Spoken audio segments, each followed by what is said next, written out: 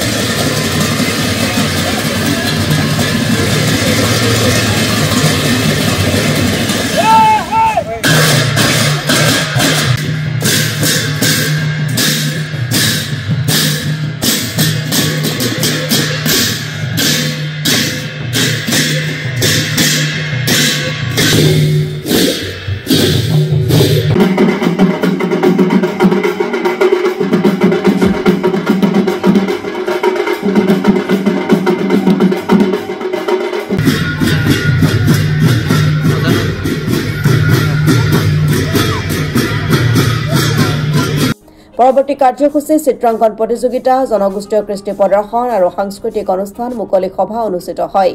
মুকলি সভাত আদৰণি ভাষণ প্ৰদান কৰে অভ্যৰ্থনা সমিতিৰ সভাপতি দণ্ডি সোণোৱালে আজি মুকলি সভাতে অঞ্চলটোৰ বিভিন্ন অনুষ্ঠান প্ৰতিষ্ঠানৰ লগতে জড়িত কেইবাগৰাকীও লোকক সোণোৱাল সৌৰভ বঁটা প্ৰদান কৰা হয় পুৰণি সংগঠন সদৌ অসম সোণোৱাল কছাৰী ছাত্ৰ সন্থা এই সদৌ অসম সোণোৱাল কছাৰী ছাত্ৰ সন্থা আজি কেন্দ্ৰীয় 57 সংখ্যক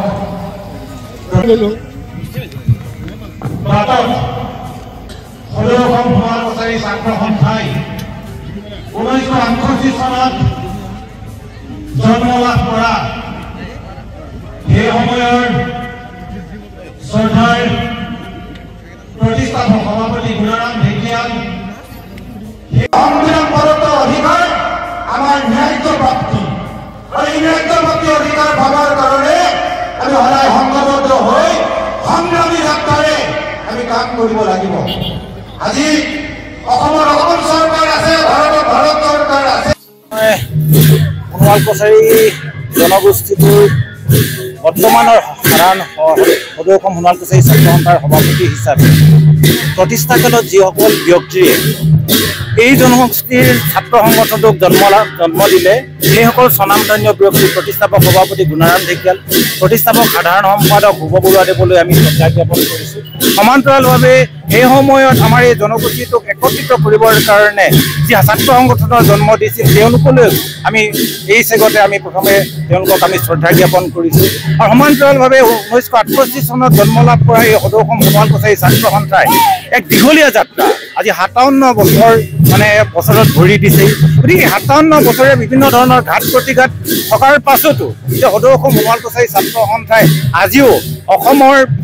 প্ৰতিটো চুকতে প্ৰতিটো কোণতে আজি প্ৰতিটো সমস্যাৰ লগত থিয় দি আহিছে গতিকে আমি আশা ৰাখিছোঁ আগন্তুক দিনতো এই যি আমাৰ যি সমস্যা সমাধানৰ ক্ষেত্ৰত অসম চৰকাৰে কেন্দ্ৰীয় চৰকাৰে আমাক তেওঁলোকে দৃষ্টি নিক্ষেপ কৰিব আৰু আমাৰ যি ন্যায্য দাবী আজি সোণোৱাল কছাৰীসকলৰ স্বায়ত্ব শাসন লাভ কৰিছে কিন্তু এই স্বায়ত্ব শাসন ব্যৱস্থাটো প্ৰকৃতত আজি সাংবিধানিক গ্যাৰাণ্টিযুক্ত নহয় আৰু আমি আশা কৰিম যে সোণোৱাল কছাৰী স্বায়ত্ব শাসিত পৰিষদক ৬ষ্ঠ অনুসূচী অন্তৰ্ভুক্ত কৰিব লাগে সাংবিধানিক গ্যাৰাণ্টিযুক্ত এখন স্বায়ত্ব শাসন পৰিষদ ব্যৱস্থা প্ৰদান কৰিব লাগে এই অসম চৰকাৰ তথা আমি ভাৰত চৰকাৰক এই চেগতে আমি আহ্বান জনাইছোঁ প্ৰথমতে হ'ল অদক্ষ সোণোৱাল কছাৰী ছাত্ৰ সন্থাৰ আজি প্ৰতিষ্ঠা দিৱস। এই প্ৰতিষ্ঠা দিৱসৰ পৰা আমি এটা কথাই বাৰ্তা দিব খুজিম যে প্ৰতিষ্ঠা দিৱসৰ পৰা আমি শুভেচ্ছা জ্ঞাপন কৰিছোঁ অসমবাসী ৰাইজলৈ, সোণোৱাল কছাৰী ৰাইজলৈ। গতিকে 1968 চনত জন্মগ্ৰহণ কৰা এই সোণোৱাল কছাৰী ছাত্ৰ সন্থাৰ আজি 7 সংখ্যক আজি প্ৰতিষ্ঠা দিৱস। এই প্ৰতিষ্ঠা দিৱসত আমি যিহেতু আমি সকলো সংকল্পবদ্ধ হৈছোঁ যে আমি আমাৰ জাতিটোৰ যি অধিকাৰ, জাতিটোৰ যি আমাৰ প্ৰাপ্য, এই অধিকাৰ ন্যায্য প্ৰাপ্যৰ কাৰণে আমি অসম সোণোৱাল কছাৰী ছাত্ৰ সন্থাই আজি ইয়াত আমি সংকল্পবদ্ধ হৈছোঁ আৰু প্ৰতিশ্ৰুতিবদ্ধ হৈছোঁ যাতে আমি আগন্তুক দিনত আমাৰ যি প্ৰতিষ্ঠাপক সভাপতি গুলাম হোটেল আৰু আমাৰ প্ৰতিষ্ঠাপক সাধাৰণ সম্পাদক ভৱ বৰুৱা ডাঙৰীয়াই যি আমাৰ এই ছাত্ৰ সংগঠনটো প্ৰতিষ্ঠা কৰি থৈ গৈছিল। গতিকে সেই দুগৰাকী ব্যক্তিক আমি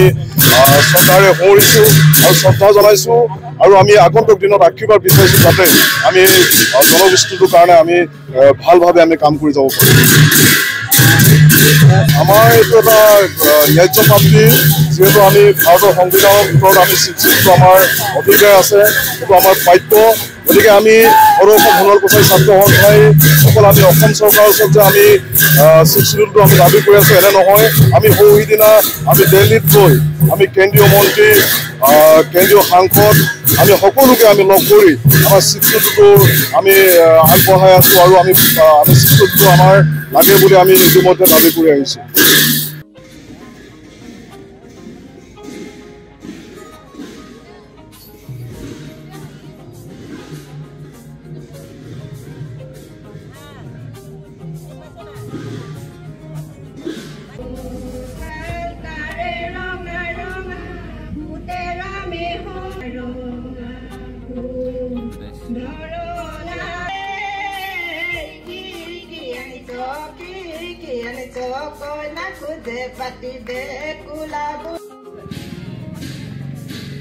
Bureau Report, Assam Today.